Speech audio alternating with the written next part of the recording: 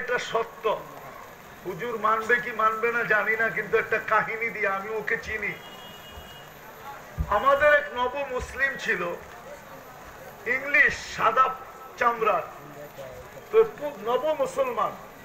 এ যখন জামাতে বাহির হয়েছে, আমি ওকে চিনি, তো ওকে যখন মাগরিবে বয়ান দিত, তো সেজদা করতো অনেক লম্বা, রুকু করতো অনেক লম্বা।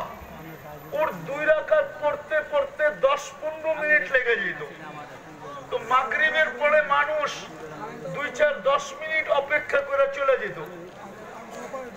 একদিন আমির সাহেব ধরছে, ভাই মানুষ তোর বয়ান শুনতে আসে, আজ থেকে অনেকদিন আগের কথা, 15-20 বছরের আগের কথা। মানুষ তোর বয়ান শুনতে আসে, তুই যে লম্বা নামাজ পড়িস, মানুষ তো সব চলে যায়, তুই একটু নামাজটা ছোট করতে পারিস না? তো ইংরেজ বলতেছিল, আমির সাহেব তোমরা তো পুরান মুসলমান, তোমাদের রিপ্লাইটা খুব তাড়াতাড়ি আসে। রিপ্লাই বুঝেন?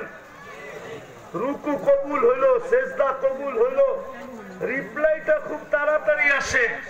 আমি তো নতুন